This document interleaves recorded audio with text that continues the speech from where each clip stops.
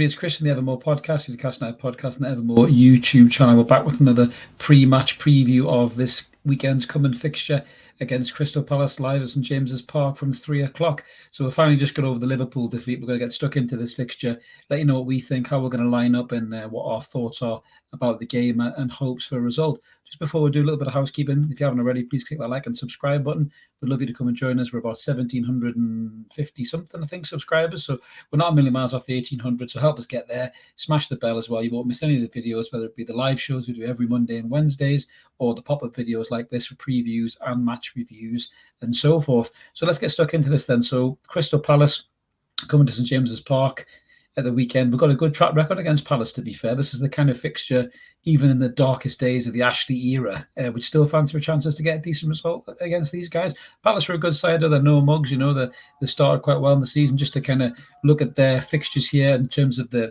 form starting the season. So you can see there, form guide-wise, obviously they've lost, drew, won, lost, and drew. So quite similar to us in a way. Obviously we've won, drew, and lost. So they've had a couple more defeats, or one more defeat than we have. But the fixture history of this game is massively weighted in Newcastle United's favour. So in the head-to-head in the Premier League, out of 22 games in total, Newcastle have won 11. So we won 50% of these games, which is amazing. There's not many fixtures we can say that about. Palace have only won 5. We've scored 27 goals to their 20, so they've been quite tight games. If you look at it there's only 22 games in total, so there's not been a great deal of goals. 11 clean sheets for us and 4 clean sheets for them. So how do we think the game's going to go, and how do you think we're going to line up? So let's have a look at the lineup, in terms of the previous lineup against Liverpool. I do think that we're going to see some changes in terms of Bruno being back. We've obviously been looking at the social media post, Bruno with boots on, oxygen tanks and, in hot tubs, his big smiley face and his thumbs up, saying he's going to be back soon. Eddie Howe certainly making noises that he is going to be back. So for me, I think this is how we're going to line up. Going to have Nick Pope in goal, Trippier, Fabian Schär and Botman, I think, will come back in for Burn. Doesn't matter how good he was against Liverpool. I think Botman and Schär will start this game.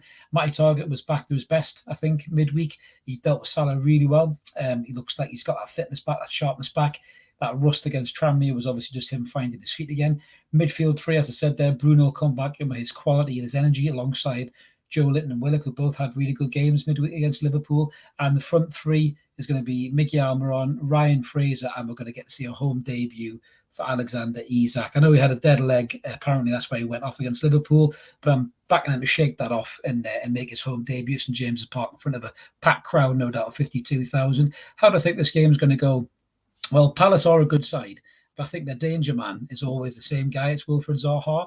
Now, over the last few seasons, we've managed to relatively keep Zaha quiet through different number of right-backs who've played for the club. I think we've probably got the best right-back we've had for a long time. Arguably could be our best right-back ever in Kieran Trippier.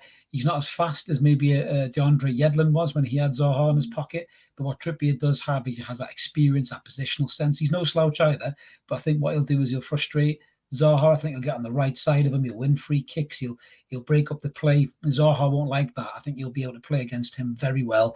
Also, the crowd can get on Zaha's back. And you can see with Zaha, he's such a talented player, but unless he gets a goal and Palace are in the ascendancy, he really does throw a wobbler. His arms go up in the air. He tosses tantrums. He shouts and balls at the ref. He moans all the time. I mean, we even seen an interview with him, when they drew with Brentford in the last game. In a way it was great because he was so frustrated. He was so annoyed that they couldn't get the win, but that just shows you how kind of temperamental he is in terms of throwing paddies. And I think if the crowd can get at him and get at him quickly, wind him up, as well as Trippier giving him no change and Miggy tracking back and getting stuck into him too, I really do think that Zaha will struggle to get into this game. Eze is another player we need to keep quiet. He is a very, very good player, and I think that's something we need to look at. But looking at the Palace backline, I think they can be had. They can be got at. I think you can get in behind them. I think Brentford proved that. The lapse in concentration that Zaha was talking about is exactly why they drew that game. But, looking at their back line there, you've obviously got probably going to have, Nathaniel Klein, who's no spring chicken. I think Miggy will take him to task a bit, with his pace. Fraser as well. Then you've got Anderson and is it Kawhi at the back, who's a good defender. But, I think against Alexander Isak, it's a different kettle of fish. His movement was so slick against Liverpool midweek, his very first game, against, Virgil van Dijk and Gomez and some quality defenders, and he was just finding space, just gliding past them with ease. That second goal he put in, you've just taken the living piss out of arguably the best centre-half in the world, really. So I'd love to see what he's going to do against these guys at the weekend. So I do think there's room behind their back line to exploit that. And I think if Bruno can get fit and play with the kind of passes that he can find, slipping through balls into Alexander Isak, this could be a real treat for us Newcastle fans. I think we'll win that midfield battle as well, against the likes of Decore, Eze, Elise. I think we'll have too much of them. I think we'll have too much energy. I think certainly at home as well, we'll be on the front foot, we'll be aggressive. And I really do think that we'll go at this game hard and strong, and I think we'll get a good chance of getting a result against these guys, to be honest with you. So let us know what you guys think in the comments below. I'll be really excited to see it. I can't wait to see the War Flags display yet again. St James is rocking. Eddie Howe's already said he wants a performance after we got screwed against Liverpool. We felt so ripped, so unjustifiably screwed out of the result. I think the lads will come back strong in this game. This game's going to come too early, sadly, I think, for St Maximin and Wilson, but we'll be saving them for West Ham the week after, and I'm pretty confident both of those players will be back. And if we can get Isak, Bruno, Wilson and Maxi all in the one side, we have a hell of an attacking threat in this team, and I'm really, really excited to see how far we can go up in the league. So let us know what you guys think in the comment below, what you think the score is going to be. Personally, I'm going to stick with my 2-0 prediction that I said at Evermore this Wednesday, but let us know what you guys think in the comments as well. We'd love to hear from you. We'd love to engage, and as I said at the start, if you haven't already, please click the like and subscribe button. Come and join the channel. We've got loads of content, 2 live weekly shows, as well as pop-up videos like this for previews and reviews.